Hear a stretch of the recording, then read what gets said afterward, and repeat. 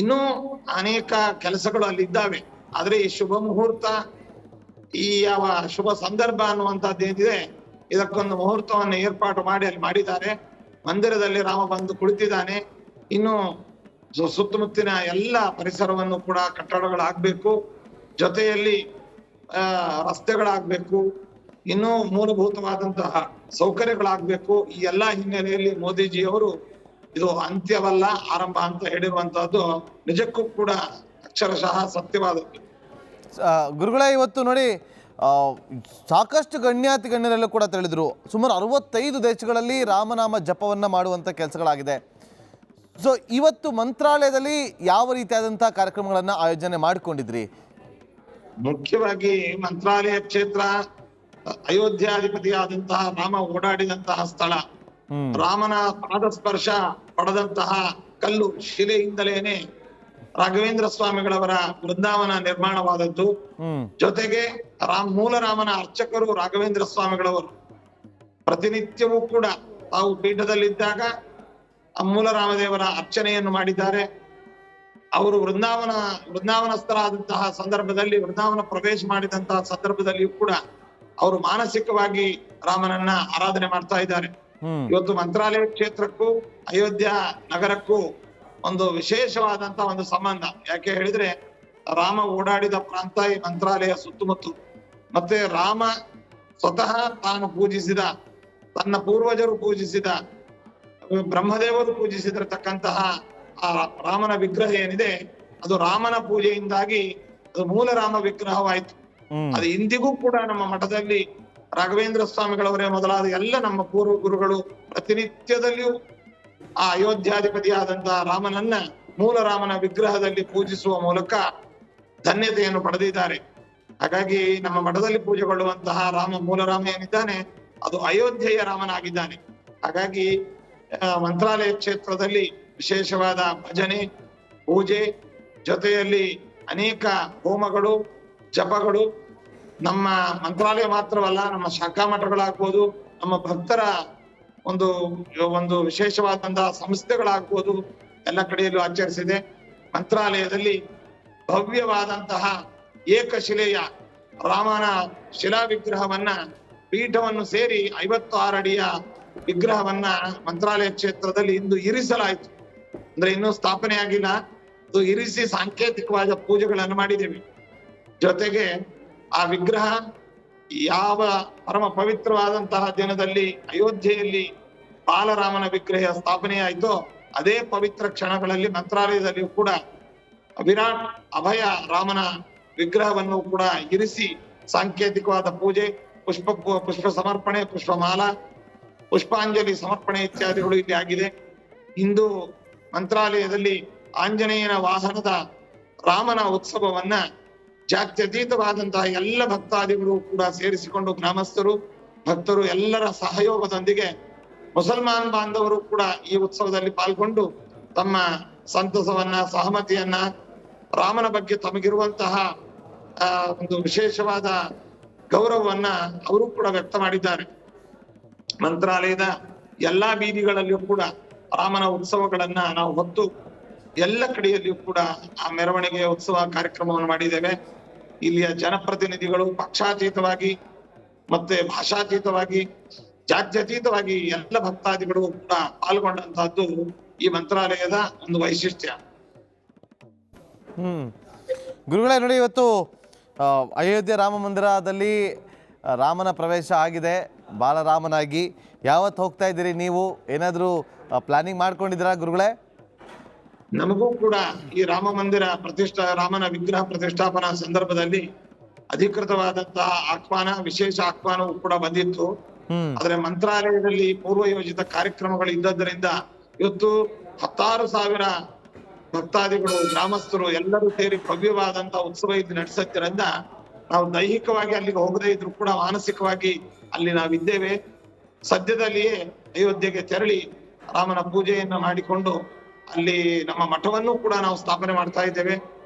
ಎಲ್ಲ ಬರುವಂತಹ ಭಕ್ತರಿಗೆ ಉಚಿತ ಅನ್ನದಾಸೋಹ ಮತ್ತು ವಸತಿ ಇತ್ಯಾದಿಗಳನ್ನು ಕಲ್ಪಿಸುವ ಮೂಲಕ ರಾಘವೇಂದ್ರ ಸ್ವಾಮಿಗಳವರ ಮಠವನ್ನು ಕೂಡ ಅಯೋಧ್ಯೆಯಲ್ಲಿ ಸದ್ಯದಲ್ಲೇ ಸ್ಥಾಪನೆ ಮಾಡ್ತಾ ಇದ್ದೇವೆ. ಇತ್ತೀಚೆಗೆ ಅನೇಕ ಬಾರಿ ನಾವು ಈ ಕಟ್ಟಡ ನಡೆಯುವಾಗ ಅಯೋಧ್ಯೆಗೆ ನಾವು ವೀಕ್ಷಣೆ ಮಾಡಿದ್ದೇವೆ. ಅಲ್ಲಿ ದೇವರನ್ನ ಬಾಲಾಲಯ ಅಂತ ಏನ್ ಮಾಡಿದ್ರು ಅಲ್ಲಿ ದೇವರನ್ನ ದರ್ಶನ ಪಡೆದಿದ್ದೇವೆ. ಜೊತೆಗೆ ನಮ್ಮ ಕನ್ನಡದ ನಾಡಿನ ಶಿಲ್ಪಿ, ಕನ್ನಡ ನಾಡಿನ ಕಲ್ಲುಗಳು, ಕನ್ನಡ ನಾಡಿನ ಫೌಂಡೇಶನ್ ಕಲ್ಲುಗಳಾಗ್ಬೋದು, ಅದೇ ರೀತಿಯಾಗಿ ಸುಂದರವಾದ ವಿದ್ಯುತ್ ದೀಪದ ಅಲಂಕಾರ ಏನಾಗಿದೆ ಅದು ಕೂಡ ನಮ್ಮ ರಾಘವೇಂದ್ರ ಸ್ವಾಮಿಗಳವರ ಭಕ್ತರು, ನಮ್ಮ ಕನ್ನಡ ನಾಡಿನವರು, ನಮ್ಮವರೇ ಆದಂತಹ ಶಂಕರ್ ಎಲೆಕ್ಟ್ರಿಕಲ್ಸಿನ ರಾಜೇಶ್ ಶೆಟ್ಟಿ ಅವರು ಮಾಡಿದ್ದಾರೆ. ಅದರ ಸಾಂಕೇತಿಕವಾದಂತಹ ಸಮರ್ಪಣಾ ಕಾರ್ಯಕ್ರಮದಲ್ಲಿ ಕೂಡ ನಾವಿದ್ದು ಆ ರಾಮನ ಸೇವೆಯನ್ನು ಮಾಡಿದ್ದನ್ನು ಕೂಡ ಈ ಸಂದರ್ಭದಲ್ಲಿ ನಾವು ನೆನೆಸ್ತೇವೆ. ಹಾಗಾಗಿ ಸದ್ಯದಲ್ಲಿ ಅಯೋಧ್ಯೆಗೆ ನಾವು ತೆರಳಿ ರಾಮನ ದರ್ಶನ, ರಾಮನ ಪೂಜೆಯನ್ನು ಮಾಡುವ ಜೊತೆಯಲ್ಲಿ ಅಲ್ಲಿ ಮಠವನ್ನ ಶೀಘ್ರವಾಗಿ ಸ್ಥಾಪನೆ ಮಾಡ್ತೇವೆ ಎಂದು ಈ ಸಂದರ್ಭದಲ್ಲಿ ನಾವು ತಿಳಿಸ್ತಾ ಇದ್ದೇವೆ. ಏನ್ ಸಂದೇಶ ಕೊಡೋದಕ್ಕೆ ಬಯಸ್ತೀರಿ ಗುರುಗಳ ಈ ಸಂದರ್ಭದಲ್ಲಿ? ಮುಖ್ಯವಾಗಿ 100 ವರ್ಷದ ಈ ಕನಸು ನನಸಾದಂತಹ ಸಂದರ್ಭ. ರಾಮ ನಮ್ಮ ದೇಶದ ಒಬ್ಬ ಆದರ್ಶ ರಾಜನಾಗಿ, ಚಕ್ರವರ್ತಿಯಾಗಿ, ಆದರ್ಶ ಪತಿಯಾಗಿ, ಆದರ್ಶ ಪಿತೃವಾಗಿ, ಆದರ್ಶ ಪುತ್ರನಾಗಿ, ಆದರ್ಶ ಒಂದು ಭಕ್ತವತ್ಸಲನಾಗಿ ಏನು ರಾಮನ ಸಂದೇಶ, ರಾಮನ ರಾಜ್ಯ ಆ ಕಾಲದಲ್ಲಿ ತ್ರೇತಾಯುಗದಲ್ಲಿ ಇತ್ತು, ಮತ್ತೆ ಮರಣಿಸಲಿ ಅಂತಹ ರಾಮನ ಆದರ್ಶಗಳನ್ನ ನಾವೆಲ್ಲರೂ ಕೂಡ ಅಳವಡಿಸಿಕೊಳ್ಳೋಣ.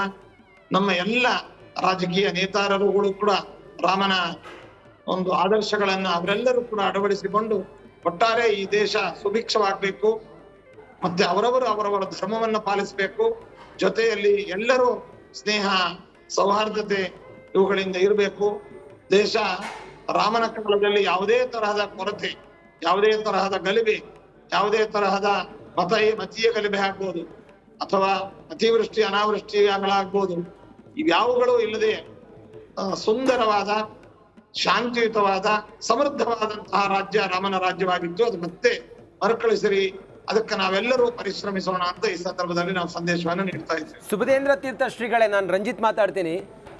ತಮ್ಮನ್ನ ಮೊನ್ನೆ ನಾನು ವಿದ್ಯಾಪೀಠದಲ್ಲೂ ಕೂಡ ಭೇಟಿಯಾಗಿದ್ದೆ. ಶ್ರೀಗಳೇ, ಸರ್ವಂ ರಾಮಮಯಂ, ಇವತ್ತು ಸರ್ವಂ ರಾಮಮಯಂ, ಇಡೀ ಪ್ರಪಂಚವೇ ಇವತ್ತು ರಾಮನ ಜಪ ತಪ ಮಾಡ್ತಾ ಇದೆ. ಬಹಳ ಸಂತಸ ಅಂತ ಹೇಳಿದ್ರೆ ಶ್ರೀರಾಮಚಂದ್ರನ ಆದರ್ಶ, ಆತನ ಒಂದಿಷ್ಟು ನಡವಳಿಕೆಗಳು, ಆತ ನಡೆದು ಬಂದಂಥ ರೀತಿ, ಆ ಗತ ವೈಭವ, ಇದೆಲ್ಲ ಮತ್ತೆ ಇವತ್ತು ಮರುಸ್ಥಾಪನೆ ಆಗ್ತಿರೋದು ಬಹಳ ಹೆಮ್ಮೆ ಅನಿಸ್ತಿದೆ ಗುರುಗಳೇ. ಖಂಡಿತ ಇವರೇ, ನಮಗೂ ಕೂಡ ಅಷ್ಟೇ ಸಂತಸವಾಗ್ತಾ ಇದೆ. ಇದು ಕ್ರಮಕ್ರಮವಾಗಿ ಎಲ್ಲ ಕಡೆಯಲ್ಲೂ ವ್ಯಾಪಿಸಿ ಇನ್ನೂ ಈ ವಾತಾವರಣ, ಈ ಸ್ನೇಹ, ಶಾಂತಿ, ಸಮೃದ್ಧಿ, ಸೌಹಾರ್ದತೆ ಇಡೀ ದೇಶದಲ್ಲಿ ವ್ಯಾಪಿಸಲಿ ಎಂಬುದಾಗಿ ನಾವು ಆಶಿಸ್ತೇವೆ. ಹೌದು ಶ್ರೀಗಳೇ, ಇನ್ನೊಂದು ವಿಚಾರ ಅಂತ ಹೇಳಿದ್ರೆ, ಶ್ರೀರಾಮನ ತತ್ವಾದರ್ಶಗಳು ನಮ್ಮ ಭಾರತೀಯರಿಗೆ ಒಂದು ಮೂಲ ಮಂತ್ರ. ಹೀಗಾಗಿ ನಾವು ಈ ರಾಮ ಮಂದಿರ ಇವತ್ತು ಉದ್ಘಾಟನೆ ಆಗಿದೆ, ಮುಂದೇನು ಅಂತ ಶ್ರೀರಾಮಚಂದ್ರನ ತತ್ವಾದರ್ಶಗಳನ್ನ ನಾವು ರೂಢಿಸ್ಕೊಳ್ಬೇಕು. ಅದ್ರ ಜೊತೆಗೆ ಮುಂದೇನು ಅಂತ ಶ್ರೀರಾಮ. ಮುಖ್ಯವಾಗಿ ನೋಡಿ, ಇಲ್ಲಿ ರಾಮನನ್ನ ಭಗವಂತ ಅಂತ ಆರಾಧಿಸುವಂತಹದ್ದು ಒಂದು, ಅವನೊಬ್ಬ ಆದರ್ಶ ಚಕ್ರವರ್ತಿ ಅಂತ ಆದರ್ಶದೊಂದು, ಸಕಲ ಸದ್ಗುಣಗಳ ಒಂದು ಗಣಿ, ಒಬ್ಬ ಆದರ್ಶ ವ್ಯಕ್ತಿ ಅಂತ ಆದರ್ಶುವಂತಹದ್ದು ಒಂದು. ಹೀಗೆ ಈ ಎಲ್ಲದರ ನಡುವೆ ಏನು ರಾಮನ ರಾಜ್ಯ ನಿರ್ಮಾಣ, ರಾಮನ ಒಂದು ಮೂರ್ತಿ ಪ್ರತಿಷ್ಠಾಪನೆ, ಮಂದಿರ ನಿರ್ಮಾಣ ಅನ್ನುವಂತಹದ್ದು ಒಂದು ಮತೀಯ ಒಂದು ತೊಡಕಾಗಿ ಅನೇಕರು ಮಾಡಿಕೊಂಡಿದ್ರು. ಆ ಎಲ್ಲಾ ತೊಡಕುಗಳು ಕೂಡ ಇವತ್ತು ಸ್ವಚ್ಛವಾಗಿ ಎಲ್ಲರ ಸಹಕಾರ, ಇವತ್ತು ಹಿಂದೂ ಬಂಧುಗಳಾಗ್ಬೋದು, ಮುಸಲ್ಮಾನ್ ಬಾಂಧವರಾಗ್ಬೋದು, ಅಥವಾ ಮತ್ತಿತರ ಧರ್ಮದವರಾಗ್ಬೋದು, ಎಲ್ಲರ ಒಂದು ಸಹಯೋಗ ಸಹಕಾರದೊಂದಿಗೆ ಇದು ಶಾಂತಿ ಸೌಹಾರ್ದತೆ ವಾತಾವರಣ ಏರ್ಪಟ್ಟಿದೆ ಅಂತಂದ್ರೆ ನಿಜವಾಗಲೂ ಕೂಡ ಮುಂಬರುವ ದಿನದಲ್ಲಿ ನಮ್ಮ ದೇಶ ರಾಮರಾಜ್ಯವಾಗ್ತದೆ. ಅದೇ ರೀತಿಯಾಗಿ ನಮ್ಮ ದೇಶ ವಿಶ್ವಗುರು ಆಗ್ತದೆ. ಎಲ್ಲ ದೇಶಗಳಿಗೂ ಕೂಡ ಎಲ್ಲ ರೀತಿಯಾದಂತಹ ಗುರುಸ್ಥಾನದಲ್ಲಿ ನಮ್ಮ ದೇಶ ಇರಬೇಕು, ಇರತ್ತೆ ಅಂತ ಅನ್ನುವಂತಹ ವಿಶ್ವಾಸವನ್ನು ನಾವು ವ್ಯಕ್ತಪಡಿಸ್ತೇವೆ. ಗುರುಗಳೇ, ಈ ಸುಸಂದರ್ಭದಲ್ಲಿ ತಾವು ಕೂಡ ನಮ್ಮ ಚಾನಲ್ಗೆ, ರಿಪಬ್ಲಿಕ್ ಕನ್ನಡದ ಸ್ಟುಡಿಯೋಗೊಮ್ಮೆ ಬರಬೇಕು. ನಾನು ಮೊನ್ನೆ ಕೂಡ ತಮ್ಮ ಬಳಿ ಅದೇ ಮಾತನ್ನು ಹೇಳಿದೆ, ಸಮಯ ಮಾಡಿ ಬರಬೇಕು ತಾವು ಒಮ್ಮೆ. ಖಂಡಿತ ಬರ್ತೇವೆ. ಆ ಮಾಧ್ಯಮ ವಿಶೇಷವಾಗಿ ಜನಮೆಚ್ಚುಗೆಯನ್ನು ಪಡೆದಿದೆ, ಇನ್ನೂ ಅಭಿವೃದ್ಧಿ ಆಗ್ಲಿ. ಮಾಧ್ಯಮಕ್ಕೆ ಪ್ರತ್ಯಕ್ಷವಾಗಿ ಪರೋಕ್ಷವಾಗಿ ಸಹಕರಿಸುವಂತಹ, ವೀಕ್ಷಿಸುವಂತಹ ಎಲ್ಲರಿಗೂ ಕೂಡ ಭಗವಂತ ವಿಶೇಷವಾಗಿ ಒಳ್ಳೇದು ಮಾಡ್ಲಿ ಅಂತ ರಾಘವೇಂದ್ರ ಸ್ವಾಮಿಗಳವರಲ್ಲಿ ನಾವು ಪ್ರಾರ್ಥಿಸ್ತೇವೆ. ಧನ್ಯವಾದಗಳು ಸುಬುಧೇಂದ್ರ ತೀರ್ಥರೇ. ರಿಪಬ್ಲಿಕ್ ಕನ್ನಡದ ಜೊತೆ ಮಾತನಾಡಿದ್ದಕ್ಕಾಗಿ ಸಂಯಮದಿಂದ ಒಂದು ಸ್ಪಷ್ಟ ಸಂದೇಶವನ್ನ ಕೊಟ್ಟಿದ್ದಾರೆ ಸುಬುಧೇಂದ್ರ ತೀರ್ಥರು. ಮತ್ತಷ್ಟು ಮಾಹಿತಿಯನ್ನು